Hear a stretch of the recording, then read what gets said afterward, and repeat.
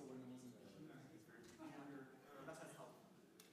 Aspect of the environment in China because they were doing a lot of mostly from the scientific and always trying to social science perspective. So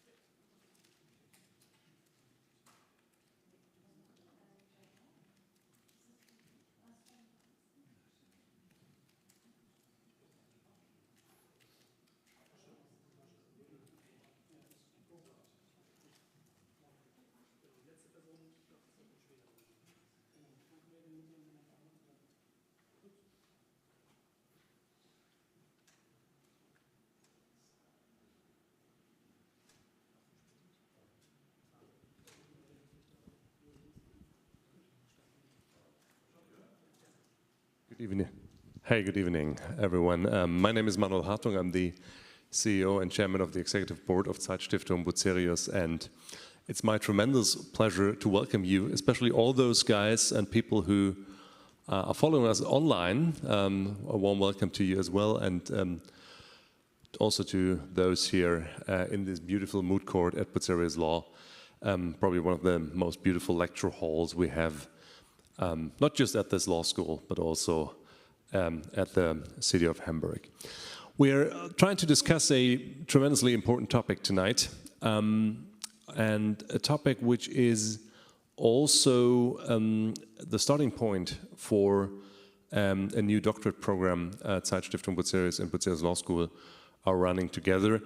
A program that tries to get a grip of this huge interdisciplinary topic of uncertainty. Let me start by thanking the guests for tonight's panel, Teresa Coloma-Beck, Colin van Degenborn, Claudio Pinheiro, Shalini Renderia, who will be joining us online. And also like to thank my colleague Matthias Koch, who's moderating this panel tonight. Thank you to André Reinhold and Michael Grünberger and Bucerius Law School for this cooperation in setting up this PhD scholarship program, Uncertainty. And of course, especially those who have joined us online, I want to thank the Academic Advisory Board of Uncertainty. Thanks for your work, thanks for your available contributions in developing this program and in participating in the application selection process. Important notice, there will be a meeting tomorrow at Zeitstiftung Bucerius to conclude who will be in this program. To all of those applicants who joined us tonight, there will be a decision coming soon. So what's the main objective of this new program? A, we want to strengthen the interdisciplinary and international study of uncertainty. B, we want to we want to encourage the development of Bucerius Law School to move ahead from this monodisciplinary approach. Oftentimes, a law school has by itself a sui generis, so we're going to be trying to open it up and to encourage transdisciplinary discourse. We would aim to bring the doctoral candidates and their supervisors together. I think this is a thing a couple of programs do not encompass, that there is this individual contact between supervisor and candidate, of course, but amongst the disciplines we really try to encourage this, and we want to encourage the candidates to communicate scientific content in order to fulfill what universities call their third mission, the mission to transfer into society. Why did we choose the topic of uncertainty? In times of uncertain and insufficient information, populists in Germany and Europe, and people around the world who propagate simple solutions to complex problems, and they're capitalizing on uncertainty. Those are the entrepreneurs, as you will, the entrepreneurs of uncertainty.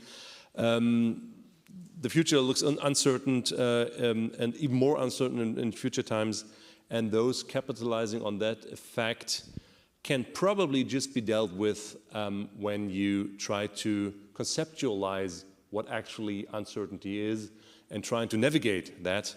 As I looked through the application files, I think navigating uncertainty was probably one of the most popular titles of future dissertations. I'm looking forward to reading more about those projects.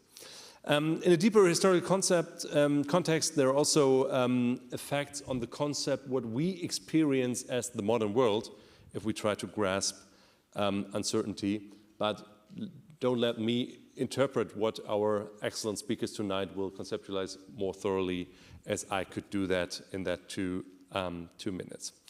And if you look at the realm of law, which is of high interest here at Bucerius Law, the question is, how could you find legal regulations for dealing with technologies, for example, with a global reach and technologies whose effect cannot be foreseen? So the regulatory forces are always slower than the technical process, and we're trying to formulate scenarios on how to think about that, how to conceptualize that, and how to forecast that.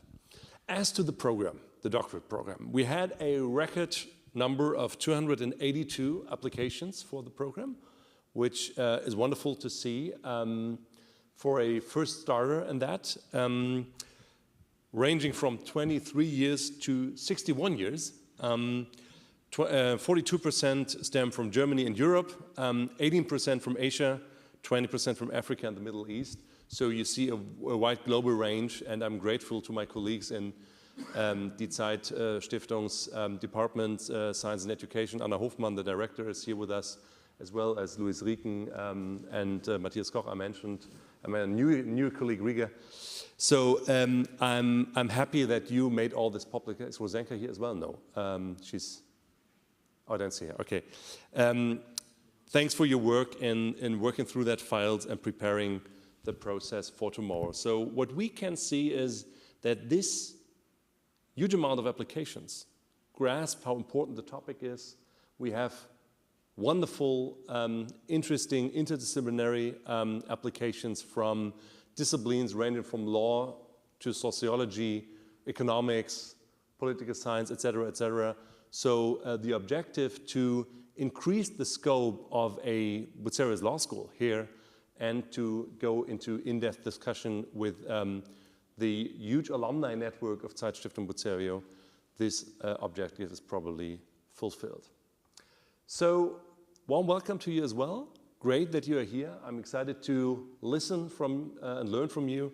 And I'll pass over the mic to Andre Reinhold, who's with us from Bucerius Law School, who's the coordinator of the program within that venerable institution here. So, Andre, a few words of welcome from your side as well. And thank you very much for setting that up together. Thank you very much. I have to jump in for Michael Grünberger on a short notice, so I hope it's okay that I stick to my notes. That's why I'm standing here. Dear colleagues, distinguished guests, and friends, it's a pleasure and an honor to welcome you all today to this opening event for the scholarship program Uncertainty by the Zeit Foundation. Unfortunately, as mentioned, Michael Grünberger, the president of the Bucerius Law School, couldn't be here today due to illness. So I welcome you all in his name and the name of the Bucerius Law School as well. My name is Andre Reinhold. I'm a postdoc at the Chair for Private Law and Responsive Jurisprudence of Professor Grünberger. I'm also, as already mentioned, involved in this scholarship program as a link between the Zeit Foundation and the Bucerius Law School.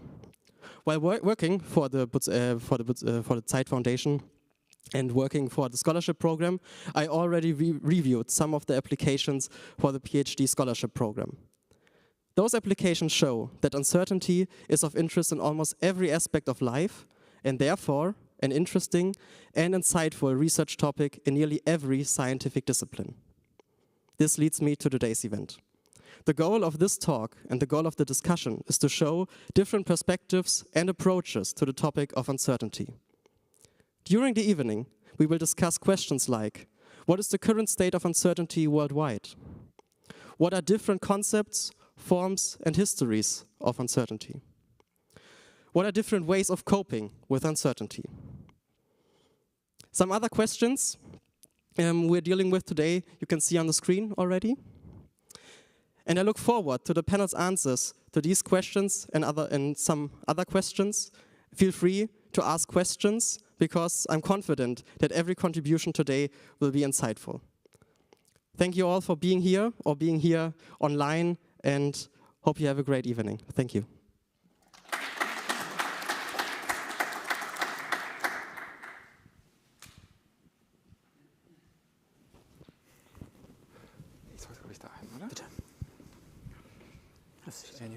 Wherever you like. Ah, hello. Hallo. Setzen Sie sich gerne. Hallo, nice to meet you. Was ist die Reihenfolge? Kommen Sie gerne zu mir und setzen Sie sich gerne dort. Danke. Wunderbar.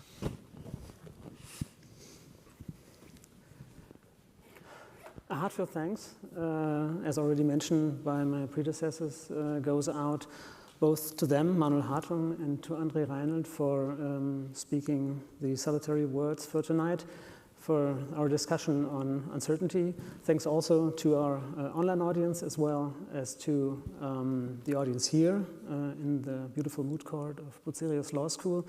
As Manuel Hartung already mentioned, there are also some of the applicants to our program in the online audience, which is something we greatly appreciate, alongside obviously all of the other participants. We are very much looking forward to tonight's discussion, which is really a kickoff event to the program and to a hopefully long-standing conversation on a topic that really concerns all of us. Thank you for your greetings. Thanks for being here. Specifically, of course, a very heartfelt thanks goes out to our guests for tonight, which I will introduce in a second. We have decided beforehand to combine very short introductory words with an initial question to really get the conversation going, because we think that the research and expertise by the 4 academics that we have here tonight really speaks for their introduction, if you will. This is why we will keep the academic biography short, if you will, but you know where to find it if you would like to look it up. So yeah, as Manuel Hartung and André Reinhold already mentioned, uncertainty really is a very encompassing topic. It's very pervasive. Uncertainty is really everywhere, if you will, both as a term or concept in debates in media, politics, and society and academia, of course, but also as an atmosphere, if you will, something that can be hard to grasp, as a mood, a feeling that has an impact that can be sensed, but is sometimes hard to grasp and maybe also hard to historicize or analyze, which is why we are very happy to have you here tonight to start our conversation on grasping uncertainty.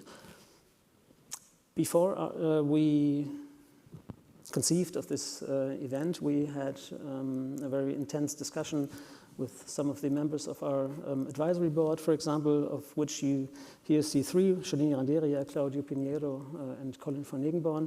We are very excited to have you here as well, Teresa Coloma-Beck. So we did have some discussions to develop the program beforehand, and now we are looking forward to continuing this discussion. The mic turned up, I hope it's not too loud.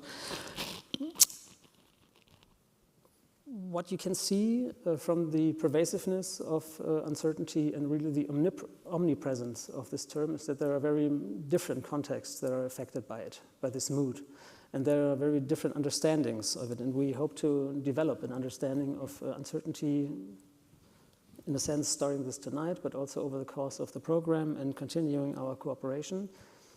And maybe one basic distinction that we can talk about is that uncertainty can be viewed as something that needs to be overcome, as something deficient, as a problem in certain contexts for which we need to find solutions, to turn uncertainty into certainty.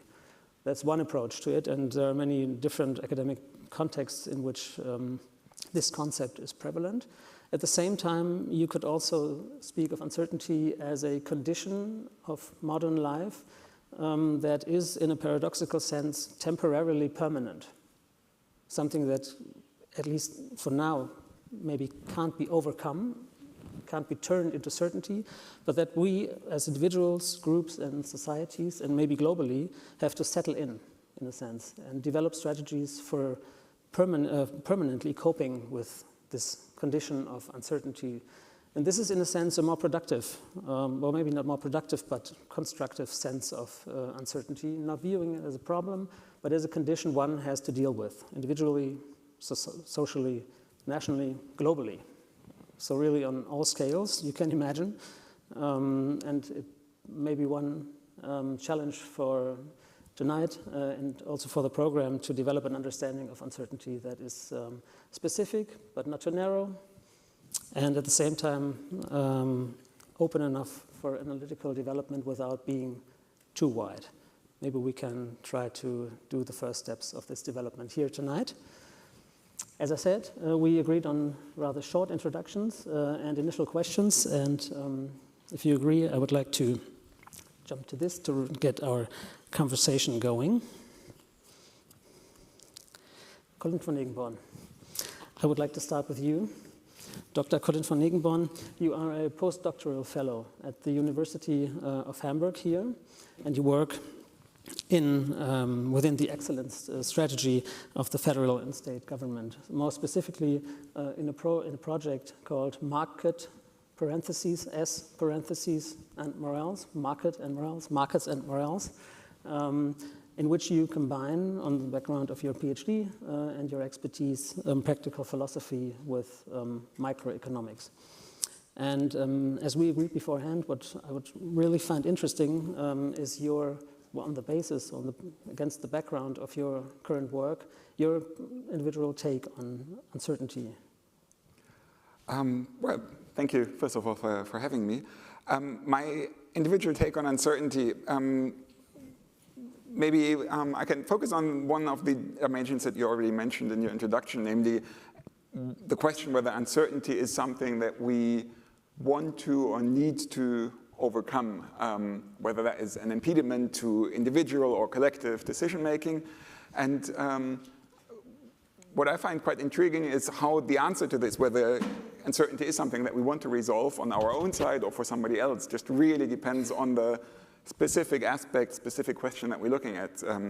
So for example, the other day I was in need of new socks, and I wanted to resolve uncertainty whether I would get any socks that could contain any toxins, for example. So I wanted to rely on probably the product and safety standards of German regulation. I probably did not want to resolve all uncertainty whether I'd get the best deal on socks, because I just spent hours searching and searching, which probably is okay that I didn't want to. But one degree of uncertainty that I also did not resolve, and maybe that's less okay, and that's where the morals kick in, is that I don't think I spent a lot of time investigating the conditions under which these socks were made. And that's, I think, where my uncertainty has some sort of, economists would say, externality on others, as in that the uncertainty that I face not only affects my own decision-making, but also the outcomes for others. And this, I think, is an example where we see the interaction of economic decision-making and normative implications, and the interaction of economics and philosophy. So that doesn't really answer what my take on uncertainties in general, but at least that's how I came to my socks. I'm very happy that you were able to solve this particular dilemma, which I deeply share. Thank you. And well, as you mentioned, or as I said before, it is a very encompassing topic. While not everybody we are talking to is working specifically on uncertainty, there are so many indirect relations to the topic that this, I think, gives a very good impression of what you would consider uncertainty. And I'm sure we'll dig deeper into what your project is about regarding uncertainty. Teresa Coloma-Beck, very happy to have you here. Thank you for joining us.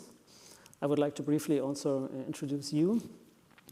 Teresa Coloma-Beck is a professor of sociology with an emphasis on social analysis and social change at Helmut Schmidt University here in Hamburg, the University of the Federal Armed Forces. She researches conflict, crises, and societies in transformation, violence, and globalization. Doing so, she follows a particular interest in the dynamics of everyday life and the post/decolonial condition of the present. Teresa Coloma-Beck, we talked about this, the aspect of the everyday practices. That is really something that has grasped our attention also in developing the program, because we are dealing with, on the one hand, a sort of abstract topic that has very specific effects, if you will, and that requires quotidian, everyday coping strategies. So maybe also here with a rather general approach on your individual take, if you look at uncertainty and ways of coping from this everyday perspective, what would be some aspects that come to mind?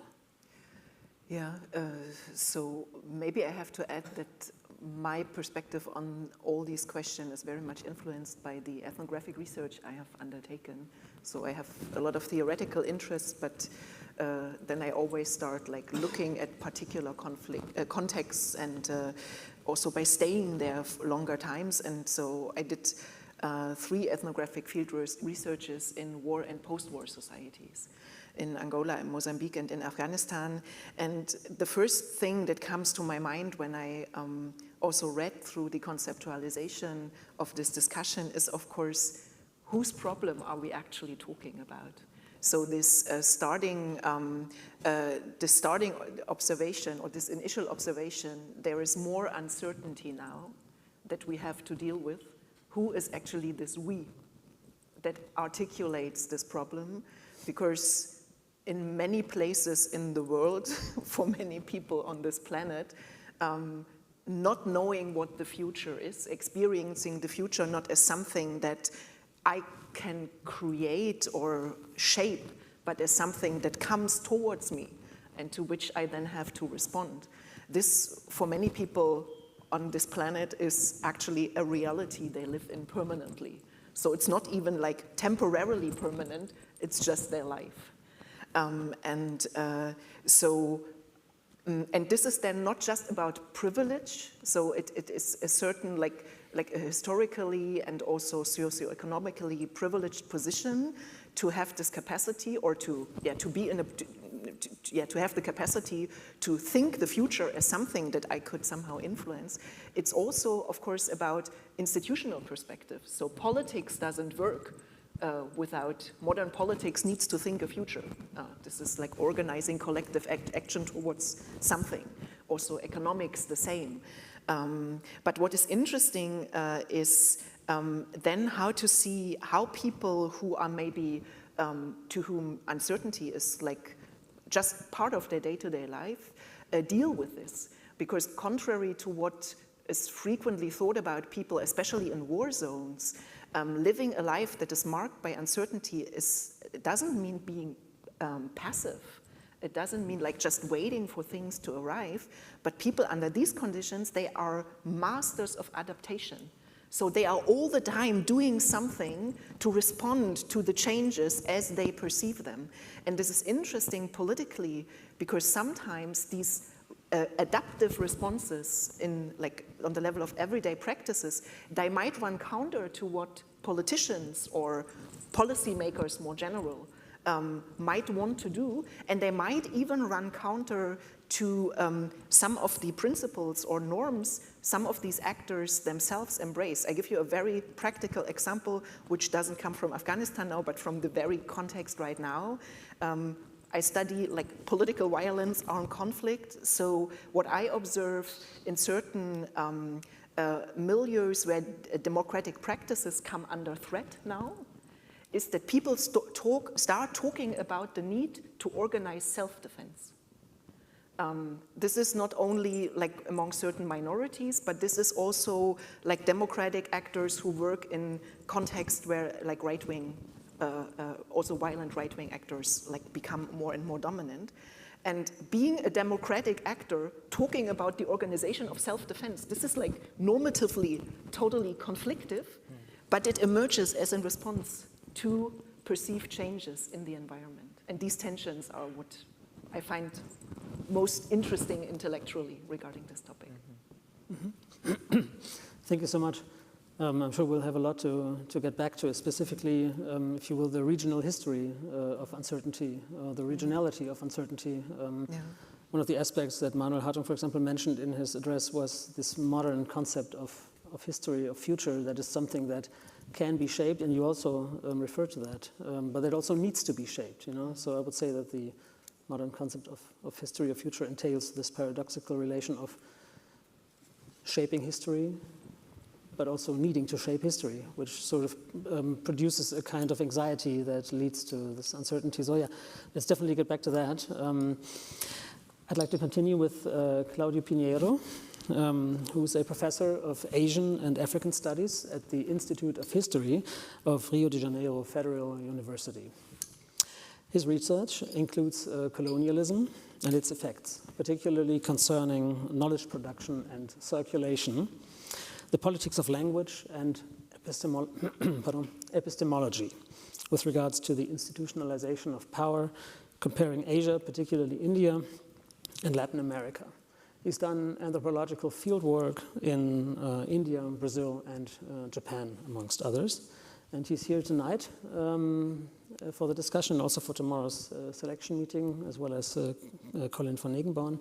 And when we talked before the meeting, you mentioned a project specifically focusing on the works of Norbert Elias, who has extensively dealt with the aspect of temporality that was already hinted at by Teresa Coloma-Beck.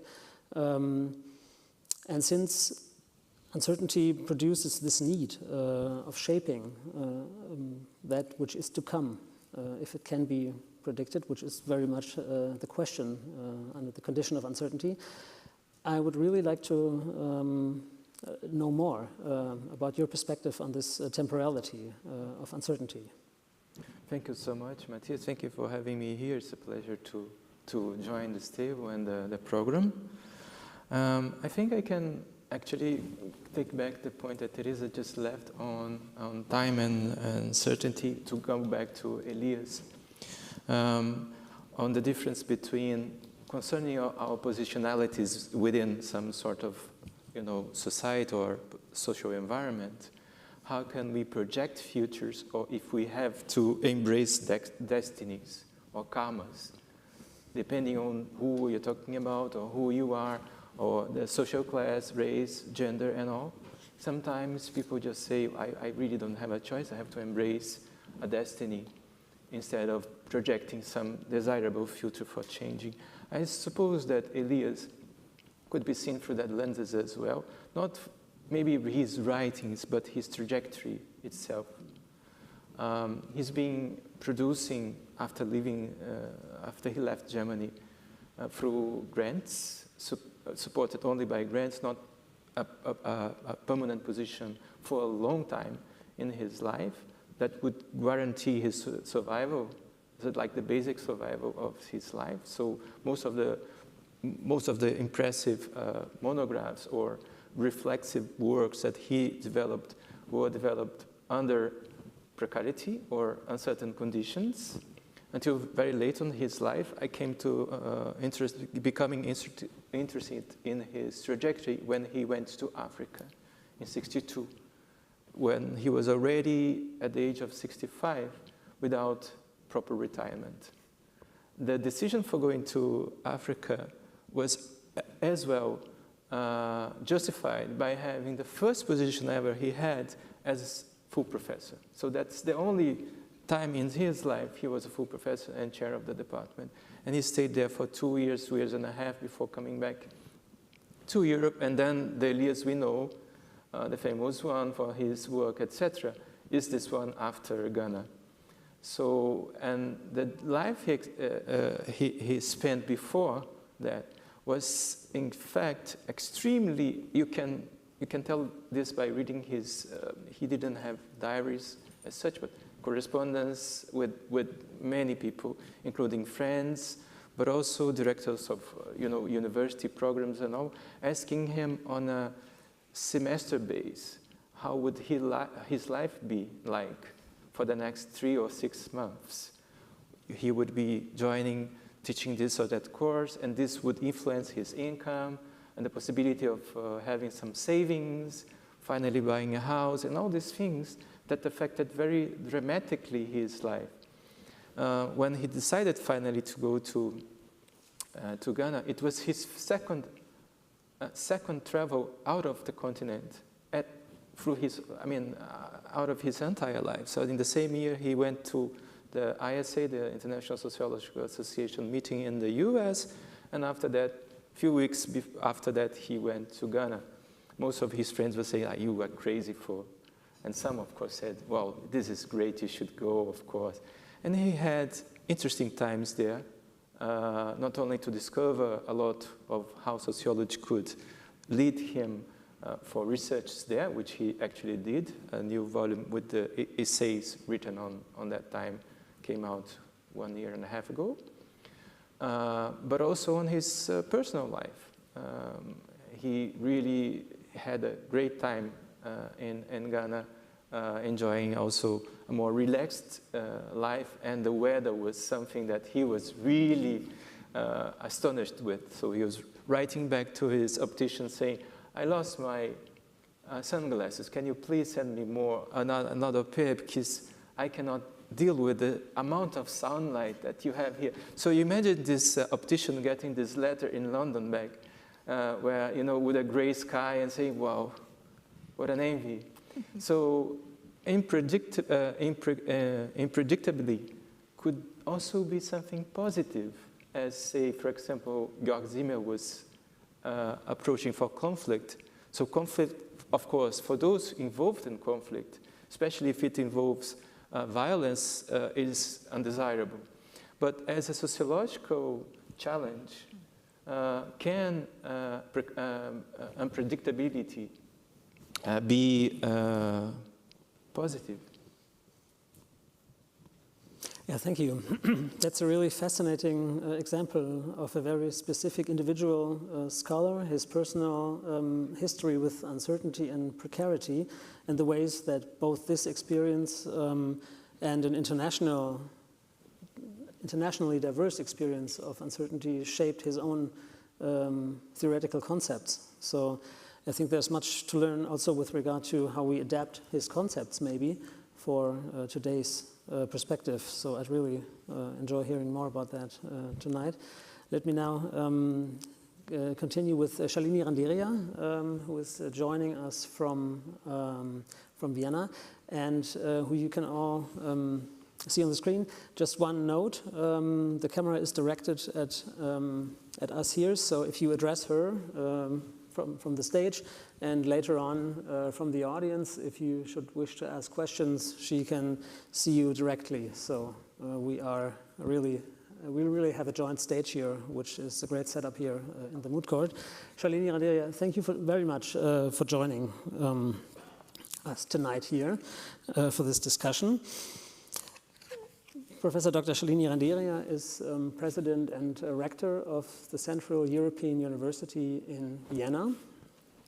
As a social anthropologist and a sociologist by training, she works on a concept and a material that she has coined as soft authoritarianism, which is really a concept that has really experienced a lot of reception. She also works on democracy and demography, forced displacement and dispossession, as well as the politics of accountability or unaccountability, which under a condition of uncertainty is certainly also an important aspect. And we also talked beforehand, and I expressed a deep interest in this aspect of soft authoritarianism, specifically with regard to the political uncertainty we are experiencing very currently, also here nationally, but also, of course, in the context of the US elections. And in the context of soft authoritarianism, also what you call demographic panics. So if you would let us know what those concepts imply and how they relate to uncertainty, that would be great. So thank you very much for the invitation, and my apologies for not having been able to come to Hamburg in person, but I'm very happy to join you virtually. I hope you can hear me. So let me begin by just sharing with you 3 very quick anecdotes of experiences of uncertainty that I think reflect different facets of a concept which seems to have become the trope for our times. I took over as president and rector of the Central European University amidst COVID in 2021. And this was a time when this little virus had thrown all our everyday lives, but also institutional lives at universities completely out of gear. So what the paradox here of uncertainty that I want to flag for all of us to discuss is that uncertainty, of course, in the face of the pandemic, proved to be a powerful incentive for striving for greater knowledge. But the more we knew about the virus, it didn't reduce our uncertainty. In fact, it often made us even more conscious of the limits of our ignorance. And I think there is an interesting paradox here, which we need to think about between the increase in knowledge, not necessarily reducing any kind of uncertainty, but leading, as we saw in the case of the pandemic, to two very interesting sociological responses. One, a lot of movements against vaccination, but also general skepticism of science. So the more knowledge was produced and successfully produced in terms of vaccines, etc., the more there was a societal pushback against seeing that expert knowledge as giving us any kind of certainty. And secondly, almost everybody turned overnight into an expert virologist. Using the data on the internet, just everybody had data of their own, interpretations of their own. So I think one of the other lessons that I learned from the pandemic was there needs to be some kind of a better dialogue between expert knowledge, expertise, and popular knowledge if we are to really cope with the kind of anti-scienticism which we saw during the pandemic. The second experience I want to share with you is from my own research. As you just mentioned, Matthias, I took over the Central European University after it was forced to move out of Budapest because of a law which the Orban government had just passed. Everybody calls it Lex EU. It's called something very different, but that doesn't matter. We can flag it just as Lex EU.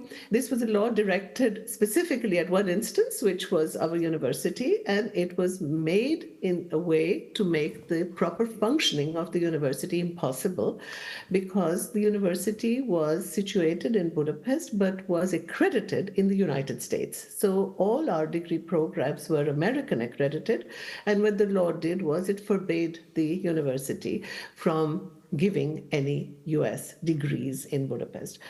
So the interesting thing about the way in which, and I won't go into the details, we can get into that later if you like, but what this law created was legal uncertainty. And I think that's something worth looking into because, we normally associate a law with a certain degree of certainty. But what the way in which the law was applied was meant to produce legal uncertainty. It created a legal limbo by means of what soft authoritarian regimes usually do, which is lawfare, using law and parliamentary majorities to subtly, slowly, systematically dismantle liberal values and principles in democratic institutions from the inside. So it's rule by law, not rule of law, which all of these kinds of regimes are. Orban is a wonderful example of that kind of regime, but he's not the only one, unfortunately. These are regimes which are expanding all over the world. So they are formal democracies, and yet they are trying to dismantle, whittle down liberal principles from the inside in all these institutions using the law. Because this is the uncertainty which these regimes create is, it's a Damocles sword, the law. You don't know when it will be applied, how it will be applied, whether it will be applied, to what end it will be applied. And with that constant uncertainty, it reduces the freedom for maneuver of individuals, but of course of an institution like the university. So it's a combination of the use of parliamentary majorities to pass certain laws, capture of the courts so that you cannot take legal recourse in a constitutional court against that kind of arbitrary use of law, and the use of administrative machinery to ensure that there is this kind of uncertainty.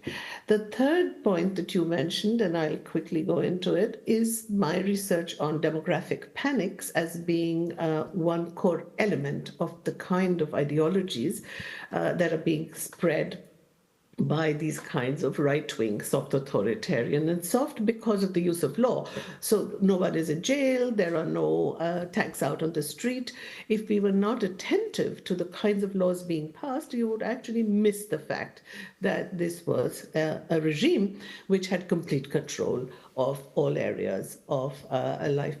So Dr. Hartung mentioned in the beginning uncertainty in a world in which it's being politically instrumentalized. And demographic panics are a very good example of that. Why? Because, in a sense, objectively, there is little uncertainty on the demographic side. We know that birth rates, fertility rates are falling all across Eastern Europe. We know that outmigration has increased.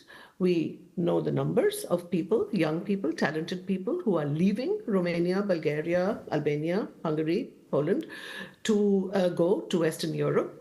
We know objectively that there's a labor shortage of skilled and also unskilled sectors, labor which is required there. And we know that migration is not only necessary, therefore, economically, but it's unavoidable because of the huge gap in inequality and living standards across borders. And yet what the political discourse of depopulation, of great replacement, of demographic insecurity, as it's called in some of these countries, and President Macron has in February coined the term demographic rearmament. The French need demographic rearmament to cope with the uncertainty of their national future in the face of falling birth rates. So there is a language of uncertainty, a language which is militarized also often, as you see in President Macron's case, but not only in his case. What you do is you create fear and you create panic. And so I think, and let me just stop on that, I think it's important to make the point that both Claudio made, but also before him, Professor Coloma Beck made, it's about the situatedness of this phenomena. Where are we looking at it from? So there's a subjective experience. It may be individual, it may be collective experience of uncertainty and coping mechanisms, but there's a lot of talk of uncertainty. And the discourse and the perceptions don't necessarily always go together. And then, of course, there are certain objective facts about uncertainties that we can also think of, which are not necessarily shown reflected in the perceptions of people. So I think we need to distinguish between wide-ranging talk of these as uncertain times. We need to find out why this has become such a trope in certain parts of the world, whereas life has always been uncertain for the poor, for those living in extremely precarious natural environments in other parts of the world. So I think those are some of the things that I just like to put on the table to begin with. Thank you so, Thank you so much, Charlene and Andrea, for this input, and to everyone here on stage for initially stating their view on uncertainty. Obviously, there are many aspects now here that we can only partially grasp for tonight, but we'll keep everything in mind for future discussions, of course. Maybe since this was an aspect that was mentioned in a number of your statements, this aspect of regionality or situatedness that you just ended on, Shalini Andrea, this is one thing that I would like to pick up first. And maybe going back to what you mentioned, Teresa Coloma-Beck, when you described the adaptive responses by populations or groups under risk, under precarity, under threat. There seems to be an interesting relation of this adaptive response to uncertainty to the instrumentalizing of uncertainty, because while the instrumentalizing of uncertainty is something very strategic, also with a lot of foresight on a political level, predictive maybe even, with a specific concept of future, adapting to uncertainty entails a very different form of temporality, I'd say, maybe more short-sighted in the sense, not in a reflective sense, but in the sense of working with what you have in front of you, if you will. So maybe you could pick up on the aspect of situatedness from this perspective, and maybe on the basis of your ethnographic work, describe whether this form of instrumentalizing uncertainty in geographical contexts where there is a lot of adaptation to uncertainty is also something that exists. Yeah, that's a good question. I guess one would have to answer it empirically, because like my first impulse would have been to say where there is a lot of like objective or objectifiable uncertainty, there is maybe less misuse of the rhetoric, but the moment it was in my mind like this, I was already questioning it. Mm-hmm. Because it's never also about like uncertainty as such, it's always uncertainty with regard to certain things. And then you might have contexts where you have, I don't know, maybe like a low intensity conflict going on, and still having politicians or certain policymakers doing this instrumentalization of uncertainty in view of like a very particular aspect of this society. So I don't know, I guess it would be a really like an empirical question to answer for certain contexts.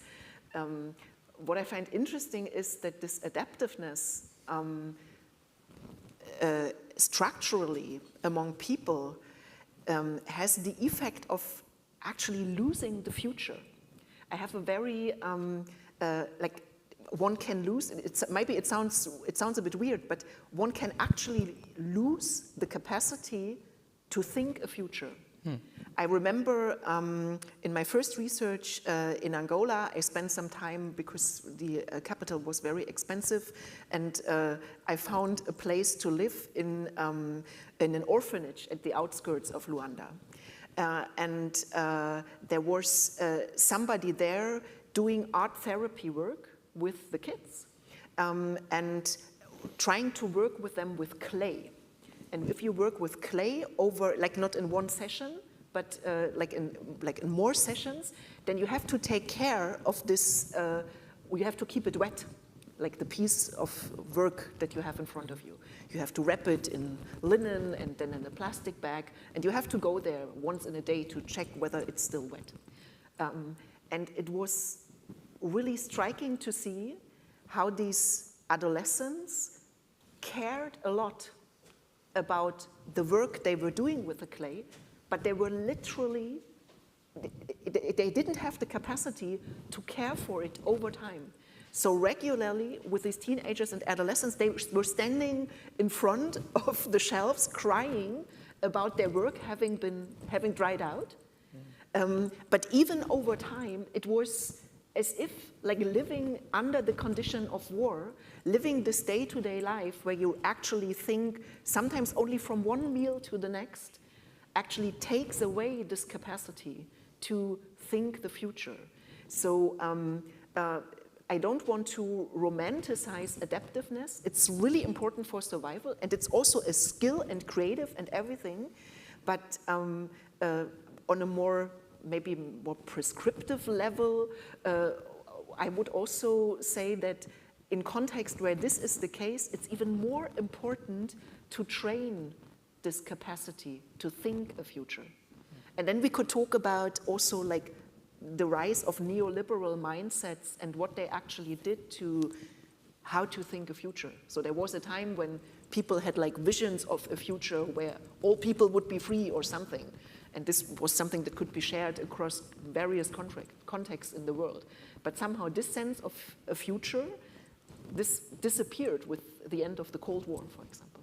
So what frameworks do we even have to think a future, not personally, but societally? This is an interesting question. Thank you. If I may stay with this aspect, referring to what you said about your project on markets and morals, considering the pragmatic aspects of these decisions. And pragmatism is obviously not something only related to adaptiveness, but a general aspect in many other areas as well. How would you relate to this aspect of adaptiveness and the question of how to make pragmatic decisions under uncertain conditions, when you really have to make a decision now, if you will, and it has to be an economic decision, and maybe not just financially economic, but also economic with regard to other resources, like time, or time spent, for example. So how would you, from the perspective of markets and morals, relate to this aspect of adaptiveness? Well, from purely economic standpoint, I try to consider the agent who's situated in this situatedness, and then probably try to identify what. So, are we talking about a case of risk here, where we have likely outcomes or a list of outcomes that's possible to occur, and we have probabilities attached to each, and then we basically do, well, in economic terms, expected utility maximization and try to identify whether that agent is risk neutral or risk averse, and this may very much depend on the context. Or we may look at it in a scenario where we have different outcomes, but we don't really know what the likelihood is of each. Or we have maybe the trickiest case of each, and that's the ambiguity, where we don't even know the scenarios that could occur. So we are in the case of not even knowing or we have unknown unknowns. So the answer would be, it depends, which is hard to resolve from the perspective of the decision maker, but is something that we can exploit from the perspective of an outsider or some designer, or so to say. So I think it has challenges, but also options that it opens up. And if I may follow up on this with regard to your specific work, Teresa Klummer-Beck mentioned that it's something, that uncertainty is really something you have to tackle descriptively, in a sense, as you mentioned.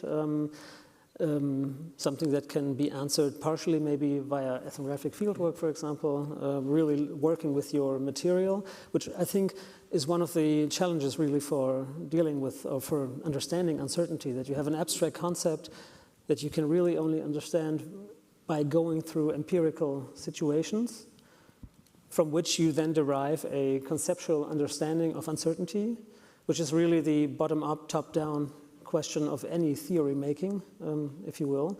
And I do see, while the contexts are of course very different, a relation there between what you mentioned about your fieldwork and what you are mentioning about your practical philosophical point. Are there, to sort of specify what you mentioned, what would be a specific situation where an actor, for example, that would be risk neutral, make a decision? Well, so one aspect or one scenario I was looking at the other day was, from a theoretical perspective, was the case of bribery or collusion, where we know that in the economic language, most forms of interaction are effectively a situation of trade. So I have something that I want from you, it could be a good or a service, and I have something to offer, financial means or something else, and then we have to figure whether we can reach an agreement. And this sort of finding an agreement is the harder, the more frictions that are in the way between us, and one particular form of friction is asymmetric information. So in the case where I have some uncertainty about what you know, or what your preferences are, or vice versa. So a particular instance of decision-making under uncertainty I'm interested in is how we can kind of drive a wedge between parties that are about to form a sort of agreement that we do not want to occur, as in the case of collusion or bribery.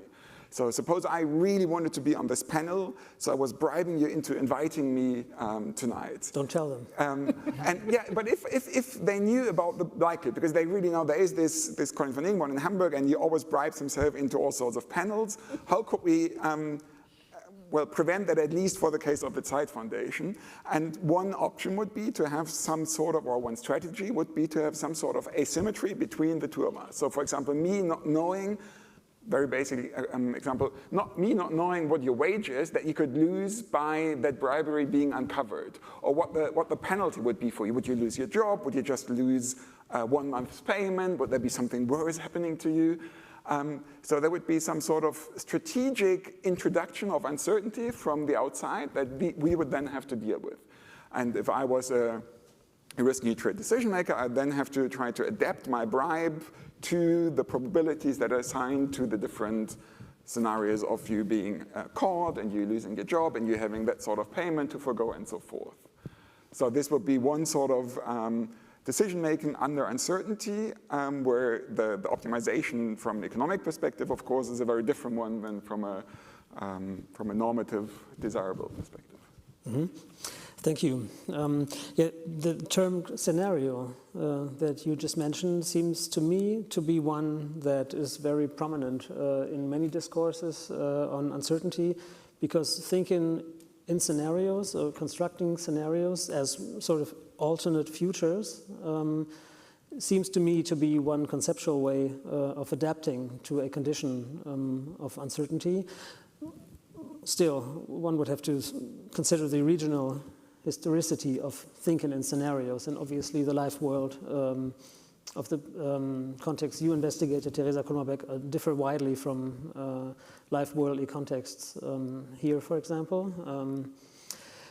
Going back to thinking about scenarios and going back to what you mentioned, Claudio Pinheiro, on the basis of Norbert Elias's work, and maybe you could include just some quick words on who he was and what his major contribution to cultural history was, specifically regarding to time, because I was wondering what you mentioned, that his concepts dramatically changed in the course of his personal experience moving to Ghana.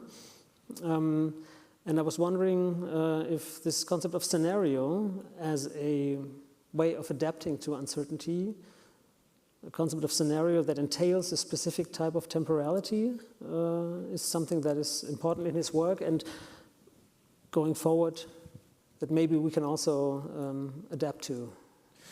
Yeah, I think this is the challenge now for those working with him to actually define how much the stay in Africa changed his mind about his theory of civilization. This is an ongoing conversation right now. Not only because for the first time the essays were translated or organized and published. They were only manuscripts until very recently. But I think also matching the way within which his trajectory before and after this experience spoke to his performance as a sociologist, not only his writings, but his, say, commitment to society. Maybe it's a normal fact that most people know, I didn't know. He was actually teaching for unions a lot in the UK before, giving courses to, say, asylums or hospitals of mental disease. He was doing research with a lot of people under situations of uncertainty, if you like. For example, doing research with a women on office jobs in the UK, just soon before. That was one of the research he was doing before joining, or on youth. So moments of, say, uncertainty within the life cycle of people after the war. And yeah, it is definitely something that affected him, but it's yet to say how much this passage affected. But I could take that point to reflect a bit on, to mix a bit on what you asked on him, and a bit of a wider point on positionality, because that spoke a lot for his trajectory. The fact that he never had the chance of having a permanent position until one time they said, well, this is 65, time for you to go.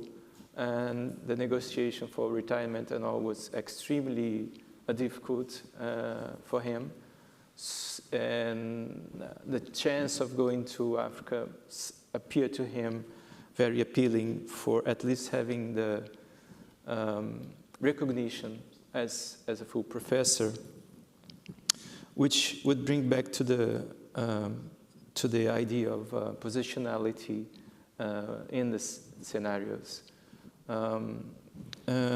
in which probably the difference between, of course, mixing this intersectional dimensions that I mentioned of who we are when we are living in specific work or life scenarios, the independencies between dimensions like race, gender, sexuality, and other forms of social stratification also leads us to discuss a point of how to negotiate privileges concerning entitlement and what is considered meritocracy. So if you're coming from a working class background or lower background, well, you can achieve that if you actually work hard enough, or if you do the right effort or the right attitude towards readapting or negotiating with your possibilities of constructing a future, which was the case of this person, this gentleman in particular, but also of several groups who do not have uncertainty as an event, but as a structural condition for their lives. And they have to cope with that to avoid these destinies to come. I can also give an example from not my own, but ethnography from or even from Brazil. The idea of kinship, ideas of kinship, like who we are related to or who are our relatives, can change if you consider different social class and race. Because in some working class and black backgrounds in Brazil, people tend to save an amount of money in case things go wrong, and then they'll have the state, or they have unpredictable situations to handle with. Like, for example, having the son of your neighbor being arrested by the police for nothing, just because he's from this origin. Now, it affects the way people understand kinship within these environments a lot.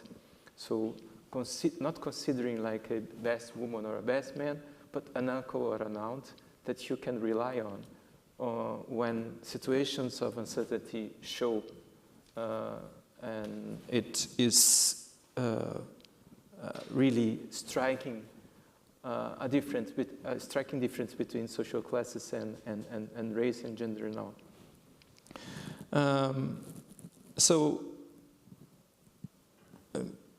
As a society, are we actually, and this is a question that has been going around not only there but everywhere, that we are open to negotiate with privileges so that we can actually portray a different sort of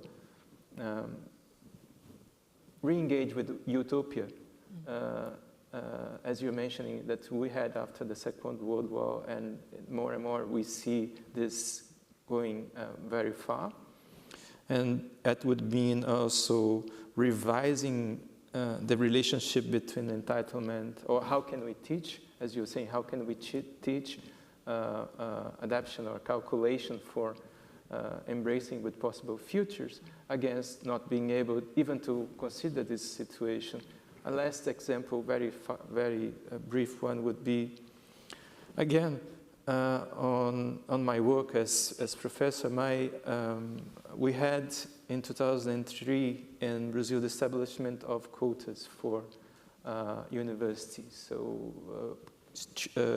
students from Afro-descendants or from indigenous backgrounds or from underprivileged backgrounds could benefit from having quotas to access the university.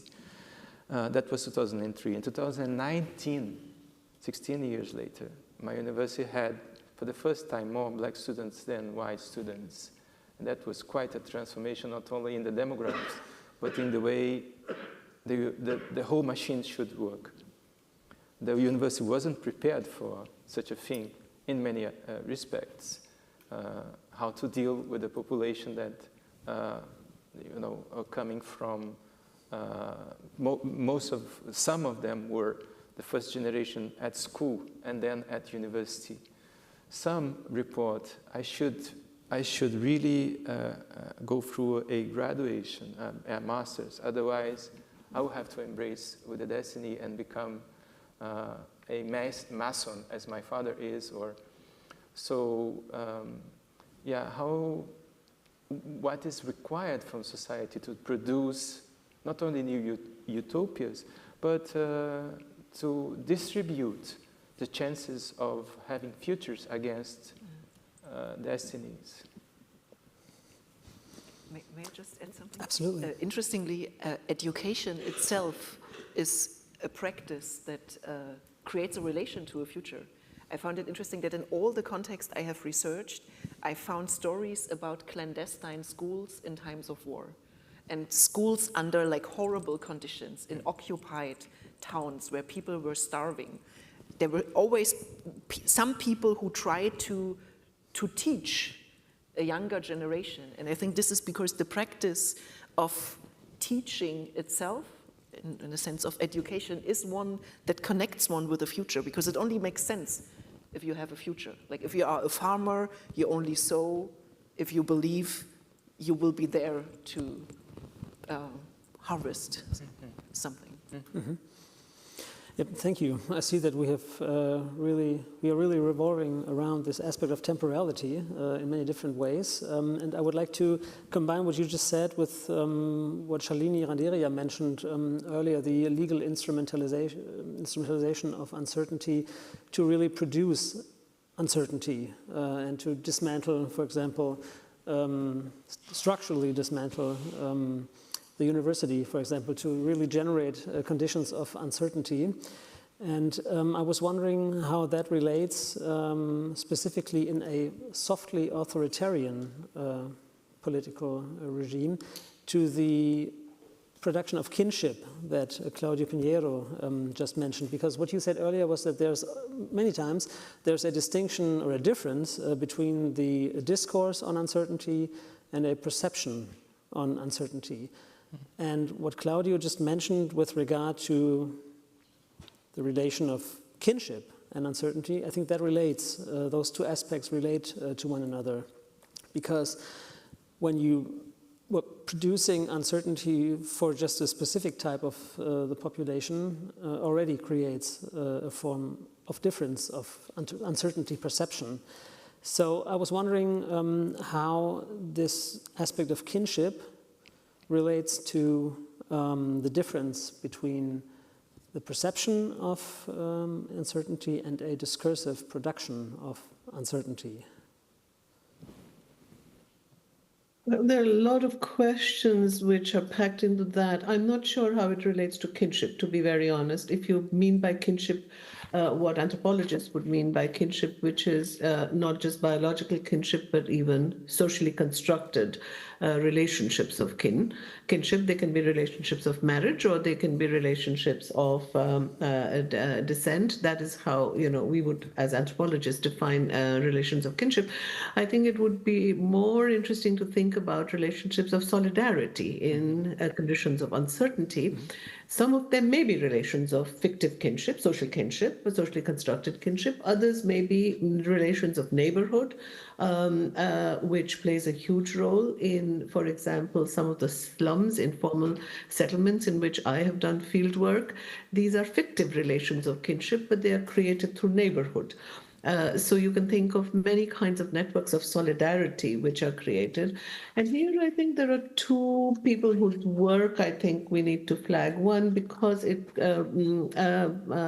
ties into well the questions which were being discussed by all three of you actually earlier. This is my colleague Arjuna Padurai, who has written a very important book called The Future as Cultural Fact. And there are two arguments he makes in the book, which I think are very relevant to what was just being said here. he says planning for the future is not a technical issue, and it's not just an economic issue. Planning for the future is about the capacity to aspire. And the capacity to aspire has a lot to do with the question of education, which Professor Coloma-Beck just mentioned. Why is it that in very, very difficult and harsh conditions, people want to send their children to school? It has something to do with thinking about what Bhattacharya calls a politics of possibility, which is not a politics of probability. So what he's trying to get at here is to think in terms not of statistical numbers of probability that would be something which we would, the way we deal with risk often is in terms of probabilities. Insurance is about probability markets. It's about hedging against risk. But he's thinking about what could be the politics of possibility. And he comes up with a very interesting argument. He uses Albert Hirschman's work on exit, voice, and loyalty and says exit is not an option for many of these people. If you're very, very poor under these conditions and circumstances, you cannot exit. There is no way to migrate, for example, and leave your society. You can't cross the border. Loyalty may be an option, but it only takes you this far. So what he then comes up with is a very interesting idea of how voice, the capacity to aspire, is the capacity to give voice to your aspirations, to your grievances, to be able to join in networks of solidarity across all kinds of barriers which are there in the real world, but nevertheless to aspire to, and that's why he calls the future as a cultural fact. It's a collective effort to make a shared future in sometimes very, very adverse conditions. So I think that's one answer I would have to the question you were posing. The other answer I would have is to think about two different things. One is how to cope with uncertainty intellectually and how to cope with uncertainty emotionally. And I think these are two different things. Coping with uncertainty intellectually means that we as universities, and I say this as a teacher and as a rector, we need to make sure that students are able to live with contradictions and ambiguities. And because all the knowledge that we impart to them is contingent, it's tentative, it's provisional, it does not always provide certainty. So the question is how to embrace this uncertainty without letting it make you emotionally very insecure. And I think that's where universities probably are not doing a very good job, because what we have seen since the pandemic is the rise in enormous number of mental problems among our students of all classes and backgrounds. And I think that's something one needs to address as institutions which are invested in education, as to how is it that we can impart more tolerance towards uncertainty, about how to live with that uncertainty. And finally, just an idea, while I was listening to you, I had this idea that in a way, doubt may be a much more important ground for tolerance than certainty is. Because if you have a lot of certainty, it may lead you to intolerance of other people who think otherwise. And I think the capacity to be able to tolerate doubt about what you know, but also the entertaining of doubt opens the possibility of being able to work with, dialogue with those who think otherwise. And I think that's one mechanism of learning to cope intellectually and emotionally with uncertainty. Mm-hmm. Thank you so much. There's a lot in there, and there are two aspects that I would like to focus on. One would be, as you mentioned, the job that academia does in sort of balancing out the intellectual and the emotional coping. And the other would be what you said in the end, doubt being more important for tolerance than certainty. And when you said that, I noticed that the practical philosopher amongst us, his mind started racing, and I think that I would really like to know what you would, how you would relate to that from your both practical, philosophical, and economic standpoint about this deeply philosophical question of doubt being more important for tolerance than certainty. Well, there was a very specific debate maybe within moral philosophy I was trying to apply this to, and I think it also nicely links to your mentioning of the capacity to aspire, or what you were saying about people's capacity to think or conceive of a future, as you were saying, in conditions of war. And that niche debate I was thinking of was in environmental philosophy, environmental ethics, but I think it's quite relevant as it pertains to human or our interaction with nature, and not just the interaction for our own sake, as in mitigating climate change, but also our interaction with nature for nature's own sake. And there's a specific debate that relates to what we owe to other beings. And oftentimes we owe something, whatever it is, to other beings in virtue of them also being humans. And then we may come to think, well, that's maybe not just because they're a member of the species Homo sapiens, but because they're sentient, just like we are. And then one continues to realize, well, there are other beings that are also sentient, but there is quite an uncertainty as to which beings that are. And then there were early writings in the 70s in environmental ethics that argued, well, there are some beings that obviously are sentient, like some higher mammals, and for the rest, well, we can treat them as mere objects in a way. And then increasingly we had research in biology and neuroscience figuring that maybe also the crows or octopus or some fish and so are also sentient. And increasingly, there was a philosopher, or is a philosopher, Peter Singer, who was saying, well, actually, if in doubt, and now we're in a university focusing on law, and I think that's from the Latin law, actually, if in doubt, assume in favor of the accused. So maybe we should resolve this doubt in favor of all animals that hypothetically could be sentient beings, which would turn completely on heads the interaction that we have with nature, because so many beings would potentially be in that class of sentient beings. So this is related to uncertainty, but I think what got me is this mentioning of doubt and the resolution of doubt, and whether we should, if in doubt, tolerate all these beings as potentially members of the group of sentient beings. So it is related, but and it is also related to uncertainty, but it is, with quite some drastic implications, I think, if taken seriously. Mm-hmm, mm-hmm. Because it would mean not only reflecting on uncertainty from a human standpoint, but also from something like a consciousness of other groups of sentient beings, if you will. So would uncertainty be conceivable for non-human sentient beings? That's probably even a next step, but just remaining with the uncertainty that we face, as in we do not know about the sentience or the capacity to experience pain that we can attribute to certain beings.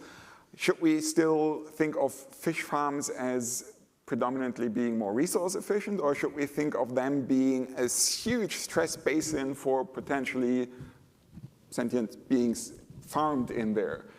So maybe it's not about assigning probabilities and then maximizing over expected outcomes, but assigning or giving more emphasis on scenarios that are less likely, but if they actually happen to be true, are extremely horrific, extremely awful for particular members affected. I guess the same holds for climate science in general. Should we give specific weight in our considerations for scenarios that treat particularly affected individuals more severely than others?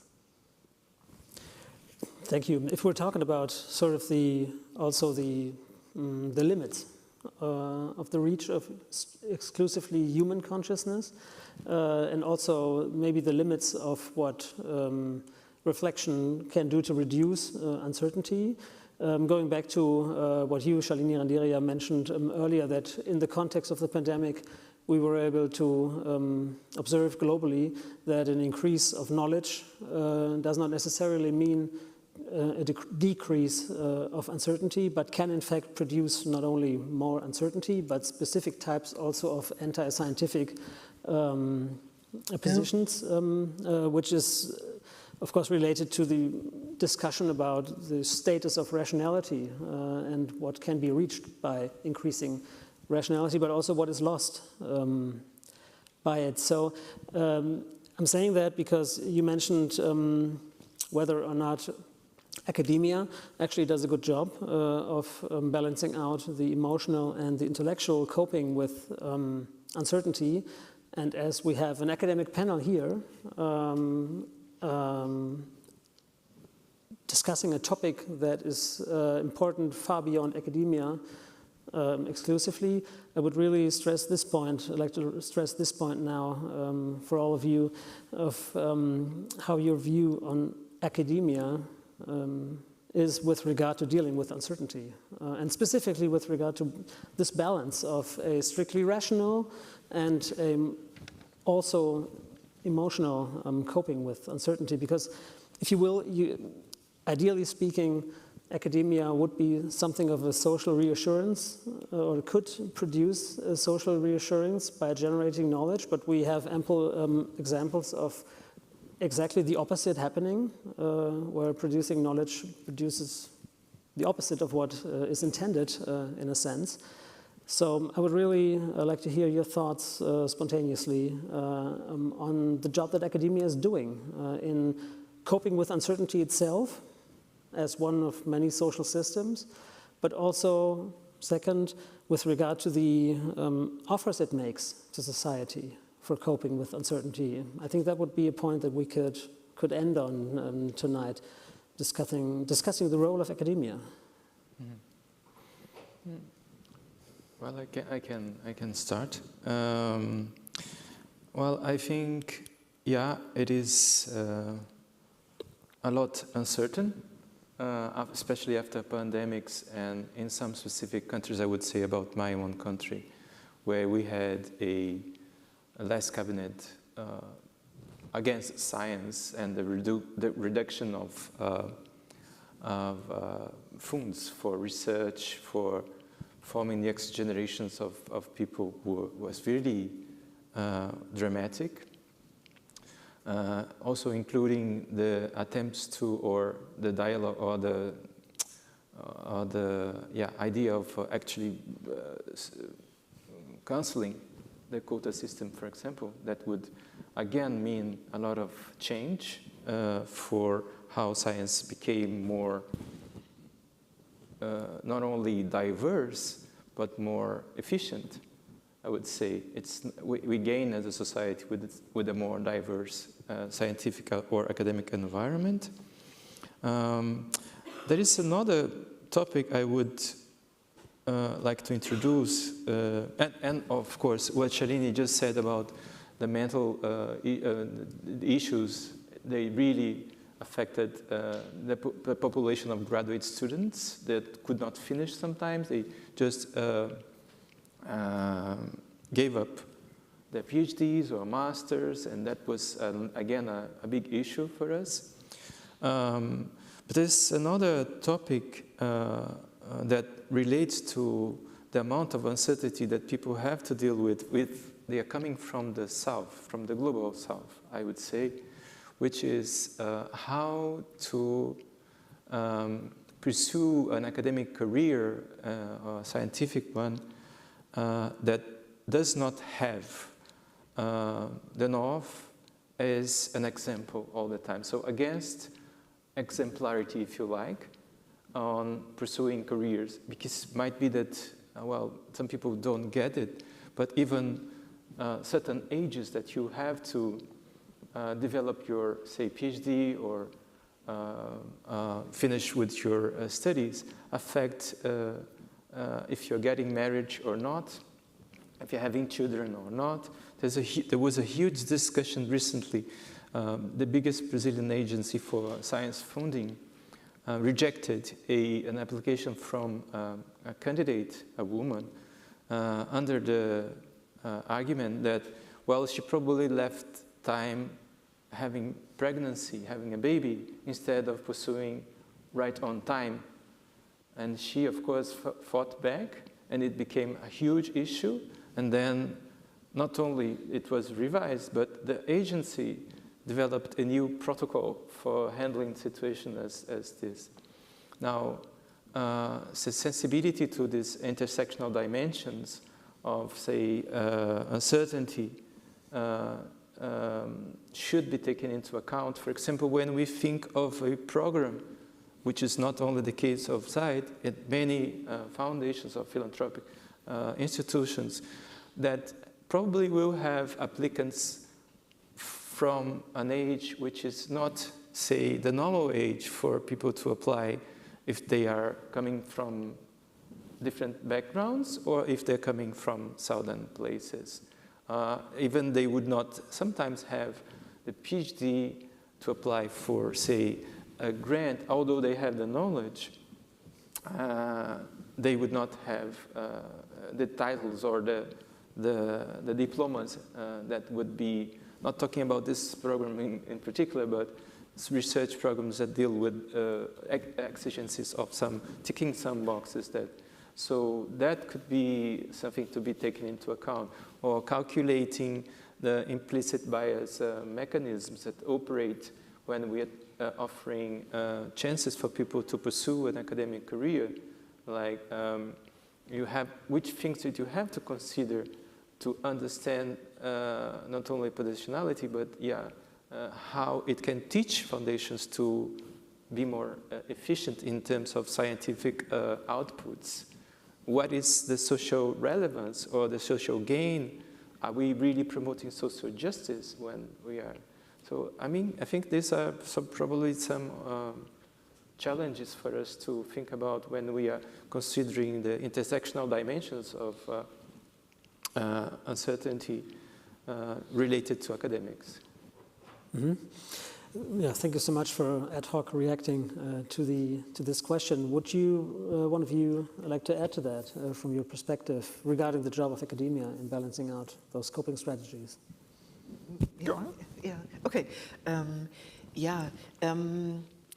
Actually, I'm not so optimistic about academia contributing to the reduction of uncertainty for two reasons. Like first, this basic reason, like this structural reason that Professor Randeria already mentioned, that the increase in knowledge does not decrease uncertainty. So in sociology, a major reference for this is always Ulrich Beck and Risk Society, where he discusses at length how knowing more actually makes people, knowing also more about the risks of certain things. And I'm also very skeptic for a second reason. I work in a field of research, like all this research on conflict, peace and conflict studies, where the, where the bridges are towards policymakers are a bit more stabilized, or there are more routines like of dialogue between policymakers and researchers. And since my research on Afghanistan, and then also afterwards, also during the pandemic, I have been the scholar who tries to sit in meetings with policymakers, trying to explain something or engaging, not just explaining something, also engaging in more lengthy interactions to help to somehow, transfer this knowledge into institutions of policymaking. And this is not difficult because it's difficult to transport the knowledge. It's difficult because the rationale is totally different. So like academic knowledge is welcome in politics and policy making when it helps to legitimize certain decisions or strategies one already knows that one wants to execute them. But otherwise, if it's a disruption, it's already less interesting. So I'm not so optimistic about that, but I am optimistic about the other thing, also already mentioned by Professor Randeria, thinking of academic institutions as prefigurative spaces where people learn something that actually can become a practice in society. So in most Western countries, universities, I mean in Germany, in the US, in UK, are by now mass institutions. So in Germany, more than half of a cohort, more than half of the people of one cohort is actually going to the university. So it's a lot of people. And they are sites, so universities are sites of socialization. So the practices that we, not the knowledge that we try to transmit, but the very practices that we enact in everyday life at the university, they have an impact on the visions, the conduct of people later on. And for example, and I'm really excited about this follow-up program that I see emerging here, the follow-up PhD scholarship program on doubt. Trying to, maybe change relations to doubt, thinking doubt as a virtue, because it's not about doubting the world, but it's about doubting ourselves. Which, like in the Western tradition, intellectual tradition, would introduce a certain humbleness, which is really needed. This would be something to work on. And then the effects are, of course, like not at short time, but worthwhile anyways. Thank you. Colin van Dingborn, would you like to add to that? So to add to what academia has to offer in the light of uncertainty, or how to resolve uncertainty, well, there's one maybe rather particular approach again that it's both discussed in political philosophy and increasingly also implemented in practice that I find quite interesting, as in that it counters this approach of, well, listen to the science and just let the scientists do, and have this expertocracy that kind of just resolves us of the difficulties of having to deal with uncertainty because those experts will know better, which I think is a very dangerous path to go down to. And I think what academia can offer instead, and what is increasingly tried out, to have the decision-making and the deliberation process still being conducted by citizens, however, in a way that it deals better with the cost of resolving uncertainty, because all of us could resolve a lot of our uncertainty, we as citizens, by just doing extensive research on our own and reading everywhere, and we don't have the time, we don't have the mental and the financial capacity. And what is tried increasingly is having some sort of mini publics or some sort of citizen councils or so, who are then supported by scientists, by academia, not in a way that they take over the decision-making process, but that they provide their expertise to these mini publics who are then much more capable of going into a process of deliberate democratic decision-making. I think that's a very promising and interesting approach to which academia can contribute, as in going to these mini publics, sharing their insights, but also engaging in a debate that is much more suitable there than in just a grand discourse. Thanks to you also for this. Shalini Randeria, since you brought this aspect up of how academia is doing in balancing out those different strategies in coping with uncertainty, and since your fellow panelists have sort of described possible perspectives for academia to better deal maybe with it, would you like to follow up on this point that you brought up, and maybe from the current situation of academia maybe not doing so well in balancing out those different strategies towards a perspective of doing so better?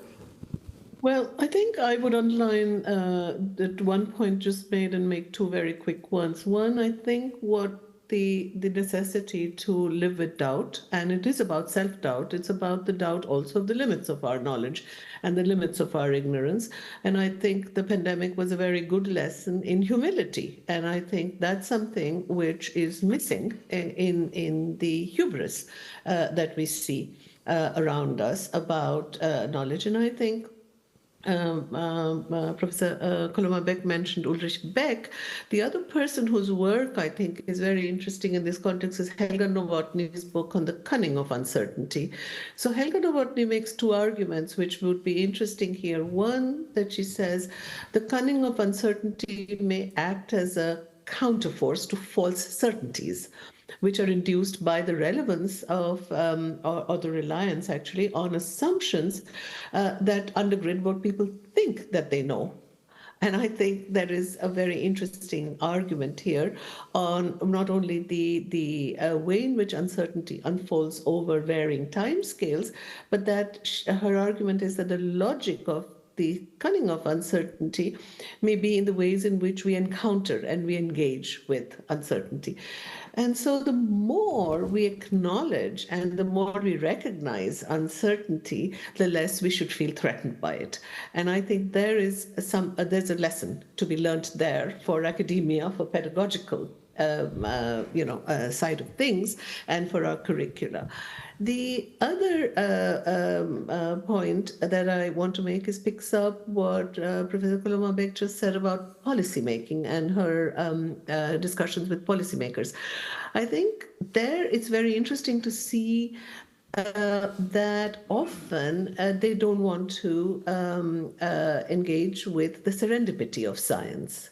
The uncertainty of scientific knowledge comes also from the serendipity of our knowledge. It's the fact that, we find unexpectedly, and especially since three of us here in the room are ethnographers, Claudio, you and myself, we've done a lot of empirical work, which is based on a lot of uncertainty rather than certainty of what we are going to find. We go into the field not knowing exactly what we are going to find. And it's the unexpected finding of things that we weren't looking for, but we do recognize its importance when we find them. So that's the interesting thing about serendipity. Now, serendipity is something that a lot of funders don't like, because if your matrix is either impact or relevance, then the time scale on which serendipitous knowledge can be produced doesn't match what you want for policymaking, because you want knowledge which is immediately applicable. So I think the kind of uncertainty of the methods of knowledge production that we are talking about here would mean one would have to think about temporality of knowledge production and its funding on a different scale from what often is thought about by funding bodies and especially by policymakers. Let me end on that. Thank you so much for this, and thanks to everyone here on the stage for this very wonderful and productive discussion up until this point. Now we'd like to open the floor to our audience and would like to give you the opportunity to ask your questions. And I've already seen the first two hands. Please, if you would like to start. Thank you very much. I'm mostly interested if you would like, maybe you could use the microphone, that'd be great. Thank you. Yes, Helmut Ganser. I'm mainly interested in uncertainty in international relations, in which shaping the future and adapting to the future is equally important. I used to work in the German government and in United Nations and in NATO. I would like to come back to the psychological aspects of coping with uncertainty in decision-making. It's about emotions, it's about fearfulness, fearlessness, about personalities, risk behavior, and so on. And it's also about what Professor Randeria just mentioned, false certainty or faked certainty to make things more simple. So in my experience, at least 60% of political decisions, but maybe also at the individual level, are guided by gut feeling. Under conditions of uncertainty, gut feeling or intuition, be it good or bad intuition. So the question is, what is your take on this, and how could you deal with that now in your research? Thank you. Thank you for that. Would you like to direct your question to a specific guest on our panel, or is it really a question? First to Professor Randeria, because she mentioned already the emotional aspects.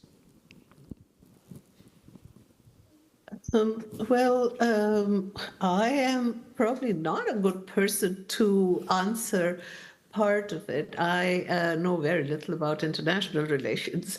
So let me just think through what you said on 2 points. One, the question of fear. And I think you're very right.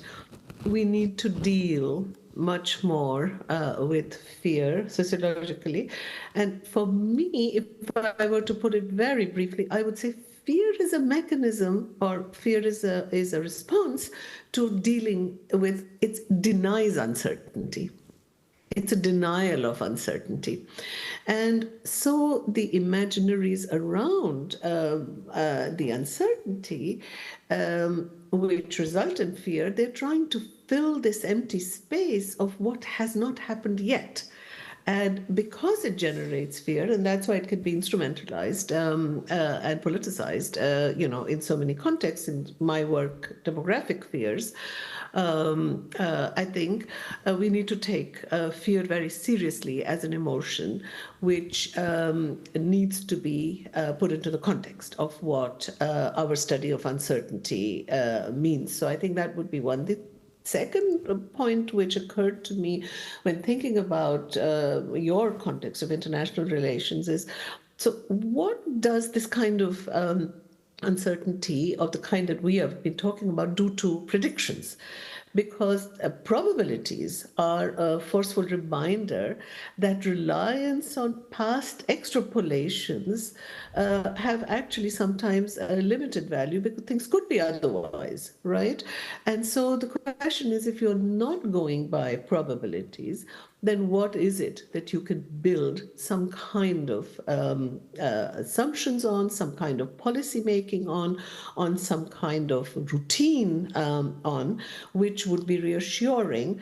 Because as we learned in many of these contexts in the pandemic, but also in the context of wars, two ongoing ones, that past extrapolations are of limited value. Thank you, Professor Renderia. I would suggest, if you agree, that we keep the answers to one person per question so as to allow other audience members to ask something as well, if you agree. And we have another one over there. Hello, Alex. I'm a PhD candidate from American University doing my dissertation fieldwork here in Germany. I have a question concerning the role of different actors in the space of uncertainty or in certain uncertainty topic areas, and this can be for any panelist. So there's been great illustrations so far, so it may just be helpful very quickly to illustrate. With my work, I look at the threat of detention and deportation that asylum seekers in Germany face and the uncertainty associated with that. And what I've found in the literature is there's quite a focus on the obvious actors, if you will, in this uncertainty equation. There's a focus on the state, who is kind of waging uncertainty through different types of statuses, for example, Duldung, tolerated status, if you will. I think this would be an example of what Dr. Renderia was talking about, lawfare. And then, of course, there's the actors who are directly impacted by this uncertainty. In my case, it would be the migrants, the asylum seekers themselves. And so there we see these adaptive strategies. I think that's something that Dr. Beck referred to. But then what often I believe is overlooked are these actors in kind of this in-between space. In my case, my research, it's the role of civil society, social service providers to help not necessarily solve that uncertainty, but help mitigate that uncertainty by providing forms of informal or formal protection to these asylum seekers. So my question, and it can be for honestly any of the panelists, is in your research areas, what have you seen as the importance of those types of what I'm referring to as middle ground actors who may not be the ones causing the uncertainty or directly impacted by the uncertainty, but certainly those equally invested in trying to resolve it? I think there was a little bit of discussion on this when it came to academia, the role of academia, but I'd like to push that a little bit further. Thank you so much. Thank you for your question. looking at our stage. Maybe Teresa Kolumabek, would you like to share your take on this? I have a friend who specializes in organization sociology, and he always says organizations are always overlooked. So I think it's really like important to look at how institutions or organizations are actually involved in producing or mitigating uncertainties, because it's important, because the organizational level is, if we think in terms of like change that we want to bring about, it means changing something in organizations. Changing something in universities, like on a structural level, might lead to certain outcomes. It's difficult to change like the internal structures of individuals on a large scale. But organizations is something what one could look at. I'm actually very much, these questions are very much on my own mind right now, because since early summer, I am doing research together with a colleague discussing, or that takes up this discourse on insecurity and unsafety at universities in the wake of the war in Gaza and the attacks on October 7 in 2023.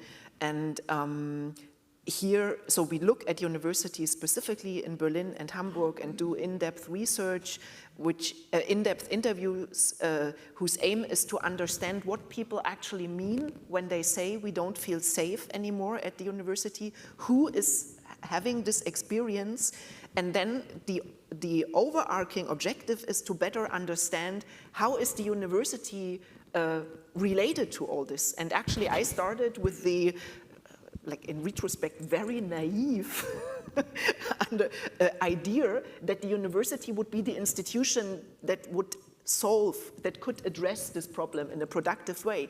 But of course, in the research, it shows that the university is producing not just the conditions of uncertainty, but it's also, or anxiety.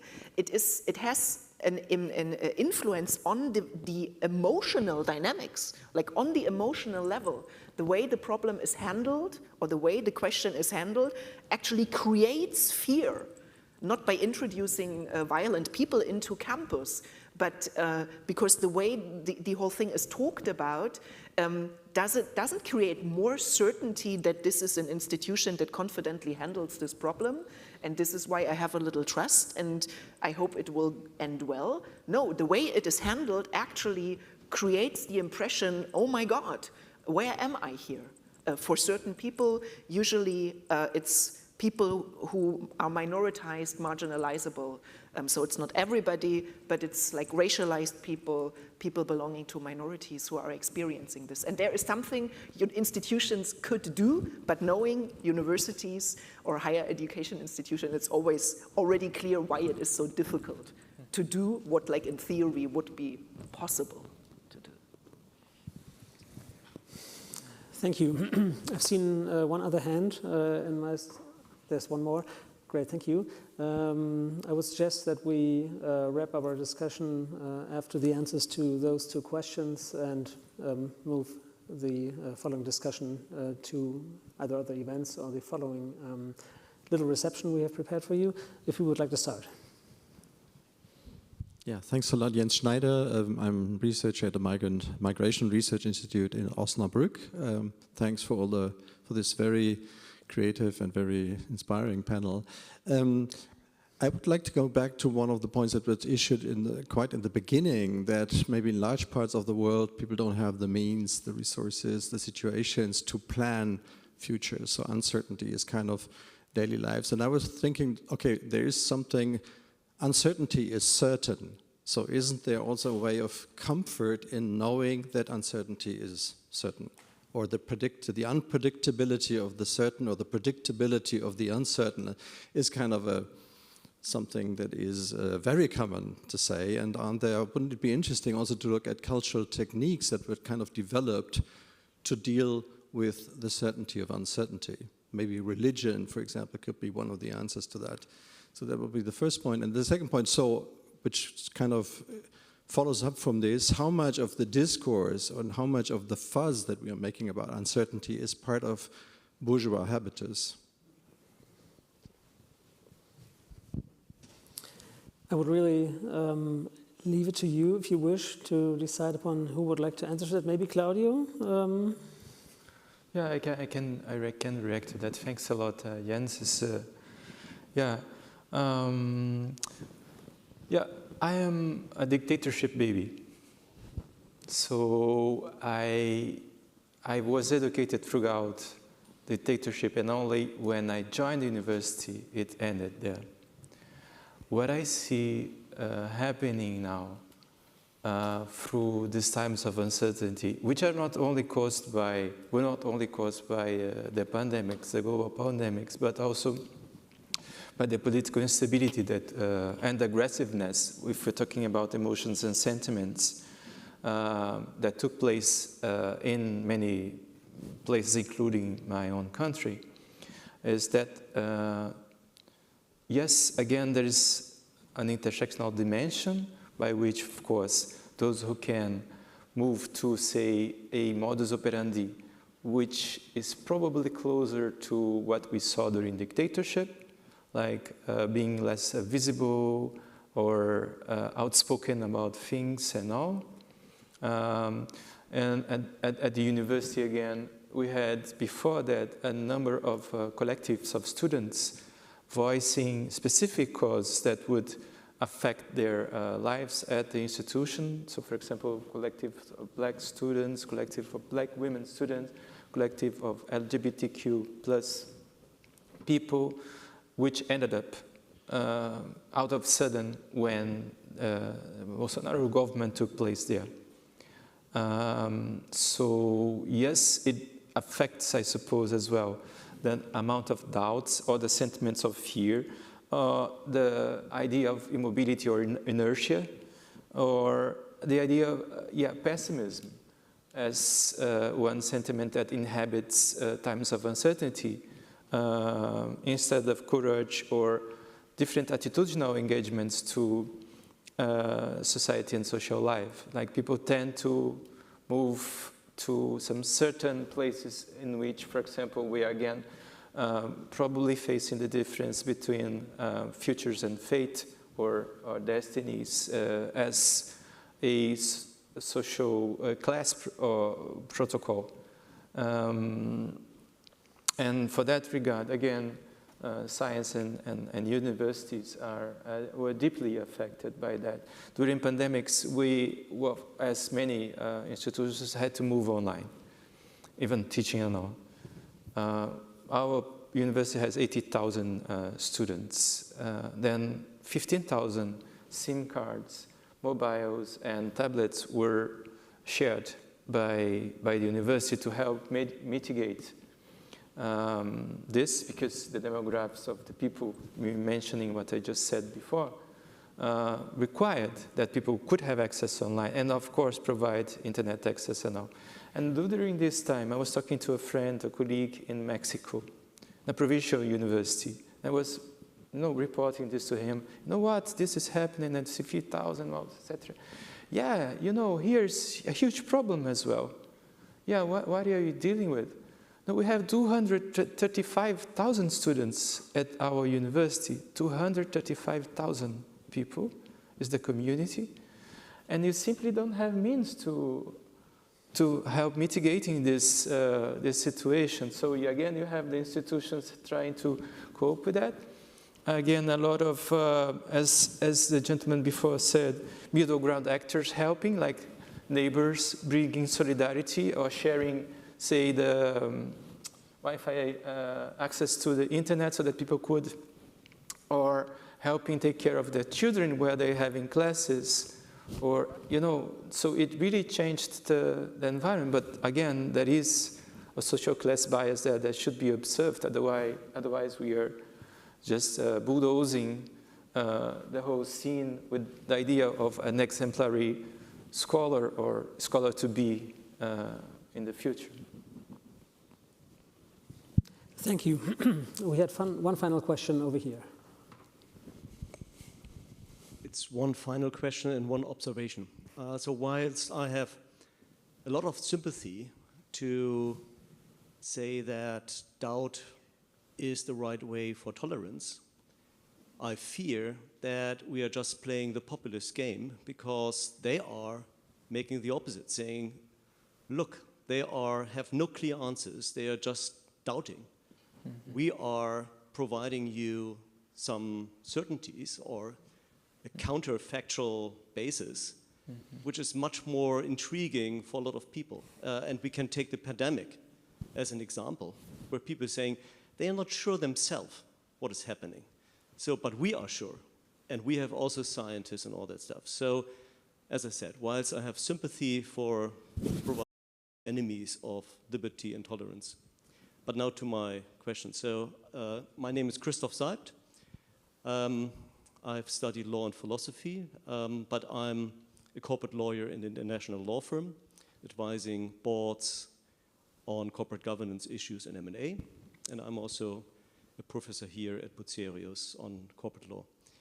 So the legal system is creating standards of duty of care for business people, how to deal with uncertainty in situation, because any entrepreneurial decision to invest or not to invest, to pursue a specific business model is of course a decision under uncertainty and prognosis. And the interesting topic is that in the US in 1994 and in Germany in 1997, a new standard of care was established, the so-called business judgment rule. They said, look, you as a board are shielded from liability if it turns out that your decision was wrong, if you pursue just a formal test. You have to base your decision on adequate information. Adequate information means you have to collect all available information on that topic. You're balancing out the pros and cons of the consequence of action or non-action. And if you come then out with a justifiable decision, you are in the safe harbor. And my question now to one of you, I think that is a very specific time that in the 90s, in the mid-90s, where there was like an optimism of, like you can even calculate quasi-mathematical, the pros and cons, whether this standard now 25, 30 years later, in the totally different situation, is still the right standard? Or should we give more leeway to the gut feeling? I have read that. Is that not intuition? Should that be not more like the old 90s standard on balancing out and asking your McKinsey's on do the calculation on the pros and cons? Or is it still a good standard? Well, thank you for both your observation and your question. The aspect of calculating uncertainty, to me, almost reads as an invitation to Colin van Degenborn to react to it. Would you like to? Yeah, thank you. Although I'd also like to react to the observation, although it obviously wasn't a question, and that I'm absolutely with you, and that there are areas where I think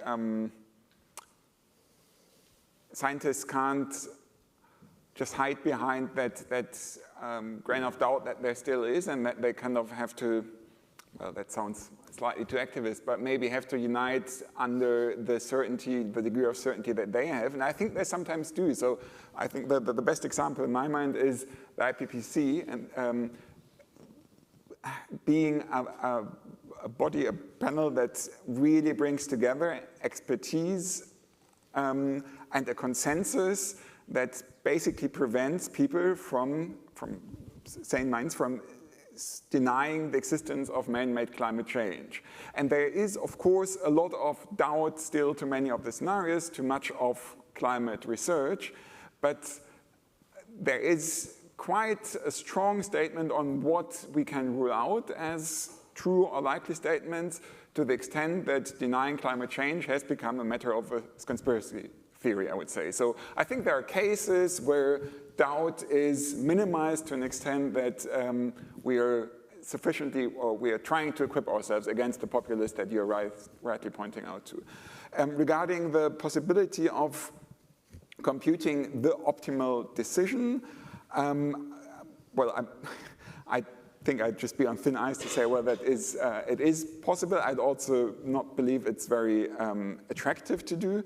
And I think what we rely on in trying to at least come to an adequate decision in the process of resolving uncertainty in economic decision-making is something that pertains back to the second question that was made, namely organizations or entities in between the consumers and the producers. There is some work by Lisa Herzog, who is also a member of this advisory board and not here today, unfortunately, and she's writing on the epistemic foundations that markets rely on, yet cannot provide themselves. And that we need, for example, labels, that we need codes and so forth to resolve some uncertainty that neither consumers nor producers will be able or willing to resolve, and that have to kind of act as information intermediaries to at least allow some resolution of the uncertainty and some computation of optimal decision-making,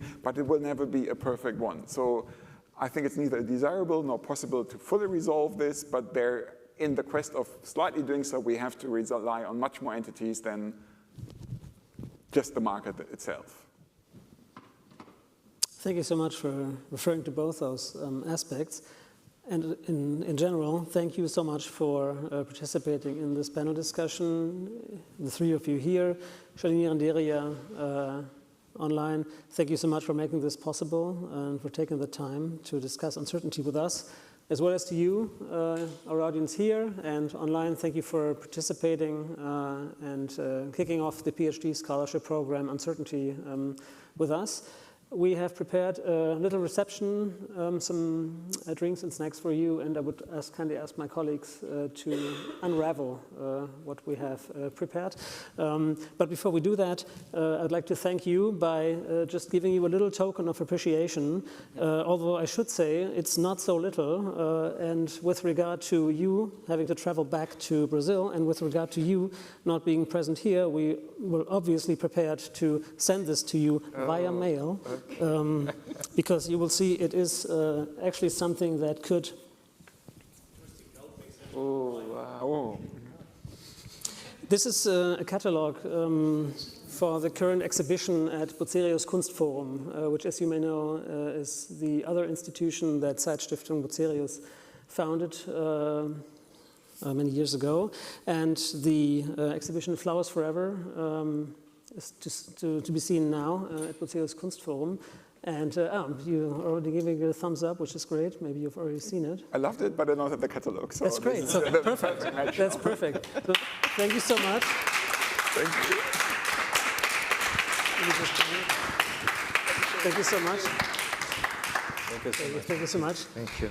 And Shalini Randeria, we are prepared to send it to you, as I mentioned. Thank you. Thank you so much to everyone for this wonderful discussion and evening. Have a good evening, and if you will, would like to stay here for a little while longer and continue your talk. Thank you.